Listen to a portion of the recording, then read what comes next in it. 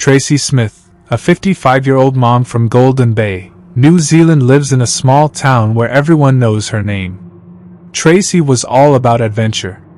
She loved hitting the trails, or as Kiwis say, tramping, with her teenage son. They were super tight, bonding over hikes across New Zealand's wild landscapes. Rugged cliffs, misty forests, you name it. Tracy was the heart of her family, but her son was her hiking buddy, her partner in crime. They'd tackled tons of trails, but one trip changed everything: a hike in a Hawaiian crater in 2018. It was a game changer, sparking their hunger for bigger challenges. On the flight home, they made a plan: Nelson Lakes National Park, home to the legendary Angelus Hut. For hiking fans, this place is like a holy grail, beautiful but brutal. Ever dreamed of a hike like that? Drop a comment and tell me about it. Nelson Lakes is a stunner: snowy peaks, icy lakes, and trails that scream adventure. But it's no walk in the park. Angelus Hut sits high up at 1,650 meters, tucked in a basin that can turn into a frozen trap. New Zealand's winter, June to August, is no joke. Temperatures can drop to -16 Celsius, that's 3 Fahrenheit.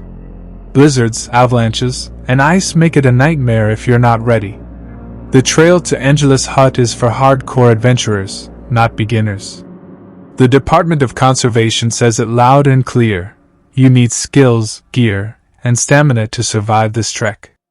Many hikers think they're tougher than they are, and that's when things go wrong. Tracy and her son were no strangers to high trails, but deep snow? That was new. They hadn't hiked much in 2018 or 2019, except that Hawaii trip. The New Zealand Mountain Safety Council warns that winter hikes like this can take 9 hours with little daylight, and whiteout storms can hide the path completely. Hikers have to make smart calls, or pay the price. On May 31, 2019, Tracy and her son rolled into St. Arnaud, buzzing for their big hike. They crashed at Travelers Sabine Lodge, dreaming of Angelus Hut. But the lodge manager dropped a bomb. A storm was coming, gale-force winds and freezing temps. He begged Tracy to skip Angelus and head to Bushline Hut, a safer spot. Tracy nodded, saying she'd switch plans. The next morning, June 1st, she hit the Department of Conservation Visitor Center and told staff she'd hike to Bushline. They asked about a locator beacon, a device that can save your life in an emergency. Tracy said she'd rented them before but didn't bring one this time. No explanation, just a shrug. That raised eyebrows. At the Mount Robert parking lot, things got messy. Tracy saw a group of hikers gearing up for.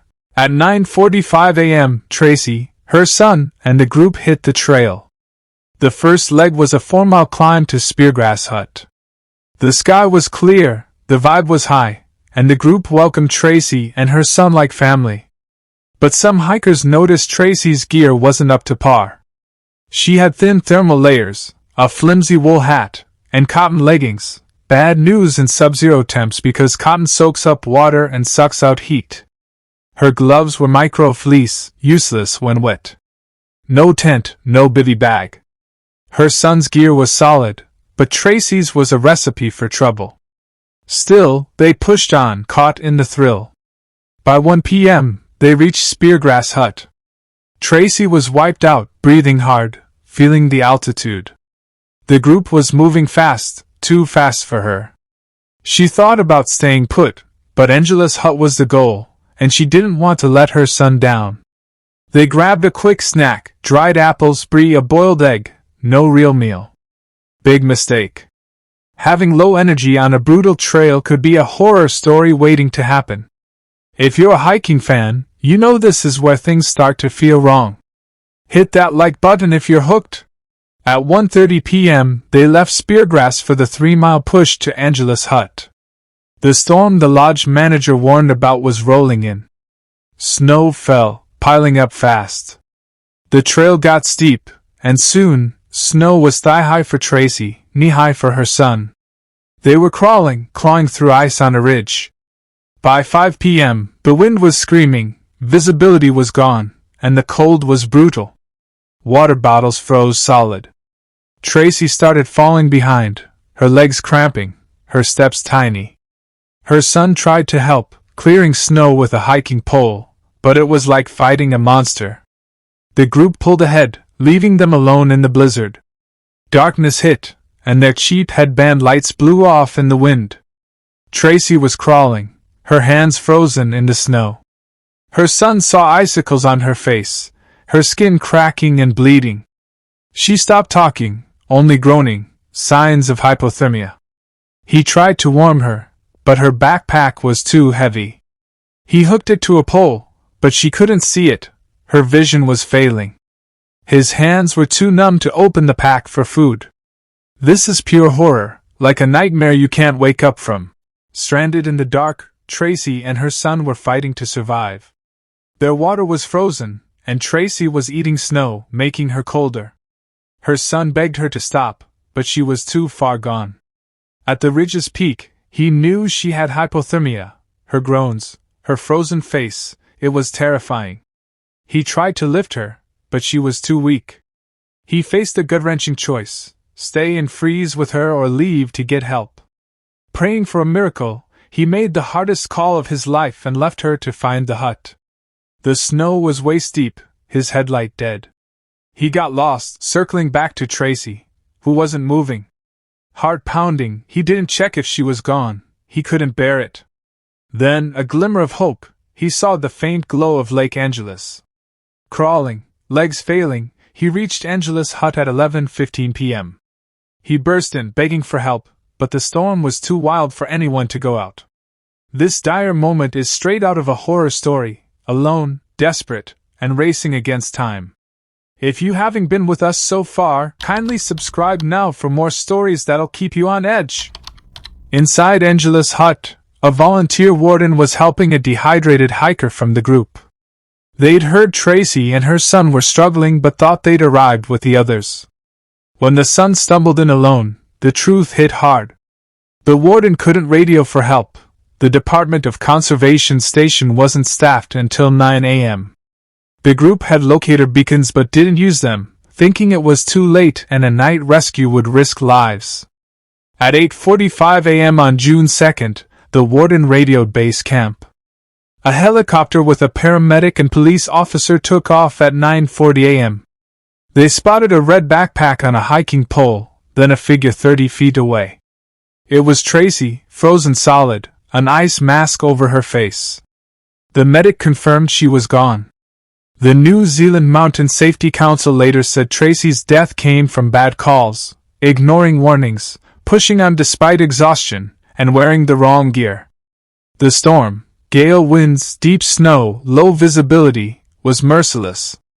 No food, no rest, and cotton leggings sealed her fate. This is a chilling lesson for hikers. Nature doesn't forgive mistakes. What do you think went wrong? This heartbreaking story shows how a dream hike can turn into a frozen nightmare. Tracy and her son loved the wild, but one choice changed everything. If this tale gripped you, smash that like button, drop a comment with your thoughts, and subscribe for more true horror and survival stories. How would you feel being stuck deep underground, trapped in a freezing, pitch-black crack, with jagged rocks digging into your skin and no way out? Your screams echoing in the dark, but no one could listen. This isn't just a spooky story. It's the real-life horror that 15-year-old Morris Baetzold faced in 1965, inside Ohio's Wildcat Cave. Sit up, caving explorers and horror fans, because this story of survival will chill your bones and keep you glued to your screen. If you love heart-pounding stories of danger and bravery, hit that subscribe button and join our cave-dwelling crew for more. Let's get into the story. Morris Baetzold wasn't your average teen. Living in a Methodist children's home in Cleveland, Ohio, with his older brother Donald, Morris had a tough life. Their parents split up in 1955, leaving the brothers bouncing between foster homes. Despite the hardship, Morris and Donald were tight, dreaming of starting a business together someday. They loved adventures, especially sneaking off to explore the wild outdoors. One spot they knew well was Wildcat Cave, a shadowy, jagged hole in a sandstone bluff near their home. For Morris, it was the perfect hideout to sneak a cigarette, a habit he picked up at 13 to deal with the stress of life in the boys' home. Smoking was a big no-no there, and getting caught one more time meant getting kicked out. So Morris and his buddies used the cave to stay out of sight. It worked, until it didn't. Wildcat Cave wasn't just any cave. Its entrance, a low, 15-foot wide gash in the rock, looked like the mouth of a monster ready to swallow you whole. Inside, it was a maze of tight, twisting tunnels, sharp drop-offs, and icy water that could freeze your blood. People living around the area whispered about its dark past. Rumors said it was a hideout for criminals and, in the 1800s, a secret stop for escaped enslaved people heading to Canada. But those narrow passages and razor-sharp rocks made it a death trap. One wrong move, and you could be stuck forever. Morris learned this the hard way. On October 5, 1965, Morris and 16 other kids from the children's home, plus 3 teachers, were headed to Schönbrunn village for a field trip. But when their bus got a flat tire, plans changed. The new destination? Wildcat Cave. Morris's eyes lit up. This was his chance to sneak a cigarette with his friends. As they parked near the cave, the group buzzed with excitement. Their teacher, William Powell, noticed the boys acting strange but couldn't figure out why. If you're already hooked on this creepy tale, smash that like button. It helps us keep bringing you stories like this. Morris led his pals up the rocky cliffs to the cave's entrance. It gaped like a dark, toothy grin, daring them to step inside. Morris and 2 friends ducked low and crawled into the cold, damp tunnel. The deeper they went, the tighter it got. The air smelled of wet earth and decay, and the walls seemed to close in. Morris's friends, smaller than him, slipped through the narrow passages like ghosts. But Morris, at 5 feet 7 inches and 110 pounds, struggled. Sharp rocks scraped his arms and legs, leaving bloody cuts. He yelled for his friends, but their voices faded into the darkness. Suddenly he was alone, lost in a freezing, black void. His heart pounded. Desperate to escape, Morris pushed forward, squeezing through a tight crack between 2 massive boulders. The rocks were slimy, the air icy. He wiggled head first, nearly upside down, blood rushing to his head. Then disaster struck. One boulder shifted, pinning him in a crack barely 10 inches wide, smaller than a laundry chute. His body was stuck at a 45-degree angle, unable to move. He screamed, but the sound died in the stone. Only his feet stuck out, dangling uselessly. Morris was trapped, alone, and terrified. 30 minutes passed. Morris's mind raced with regret. Why had he come back to this cursed cave? He prayed his friends would find him, but the tight tunnels made rescue seem impossible. His head throbbed as blood pooled from hanging upside down. Tears streamed down his face as he thought of Donald, his brother, and the life they'd never share. If this story's already giving you chills, drop a comment below. Tell us what you'd do if you were stuck in Morris's place. An hour later, Morris's friends realized he was missing. They alerted teacher William Powell, who grabbed a flashlight and followed the boys into the cave. After twisting through the maze, they spotted Morris's feet. William tied his belt around them and pulled, but the belt snapped, sending Morris sliding deeper. His face smashed into the rock, blood pouring from a gash on his cheek. He screamed in agony. William had no choice but to call for help. Rescuers rushed to the scene, but the cave's tight passages stopped the bigger men in their tracks. One stayed near Morris, shouting to keep him awake. "Stay with me, kid!" he yelled, banging rocks to wake Morris when he went quiet. Fire Chief Paul Cotter set up a pulley system, but it failed. They pumped oxygen into the cave and brought heaters to fight the near-freezing cold. Morris, in just a nylon jacket and jeans, was at risk of hypothermia. The situation was grim. If you're on the edge of your seat, hit subscribe, We've got more nail-biting stories coming.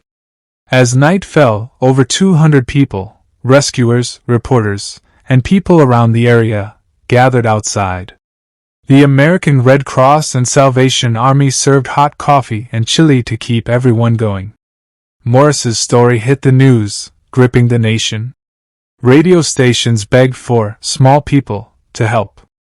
Evelyn Petite, a tiny 5 feet 2 inches, 85-pound nurse, crawled into the cave. She got within 5 feet of Morris, talking to him for hours to keep his spirits up. Cave expert Terry Brown rigged a new pulley, but every tug caused Morris unbearable pain. He was sure he'd die in that cold, dark tomb. By morning, hope was fading. Morris had been trapped for over 24 hours without food or water. Experts from the National Speleological Society flew in, but even they struggled. Then, a machinist named Curtis Peck and his uncle Paul devised a new plan. Loop ropes around Morris, use glycerin to make him slippery, and pull him out on a board. Firefighters Jim and Robert Howard crafted special straps. Inch by inch they moved Morris, but he kept slipping back.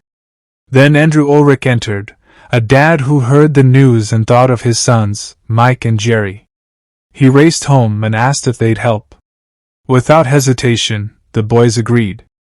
At the cave, 15-year-old Mike, tall and skinny, convinced the fire chief to let him try. Strapped with ropes, he slithered into the crack like a snake, reaching Morris.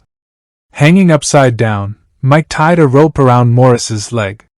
The team pulled, moving him 2 inches. It wasn't enough, but it was progress. Mike went back in, refusing to give up. He added another strap, and the team yanked again. Morris's legs and hips were free, but his chest was still pinned, making it hard to breathe. He screamed in fear. Mike dove in a third time, slipping a strap under Morris's arm. The team pulled with everything they had. Morris, scratched and exhausted, inched out. But Mike slipped, tumbling headfirst near the boulder. Rescuers quickly saved him. With one final pull, they freed Morris's chest. Hands grabbed him, pulling him from the crack.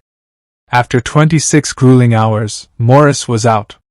The crowd erupted in cheers as Morris, wrapped in a blanket, was carried to an ambulance.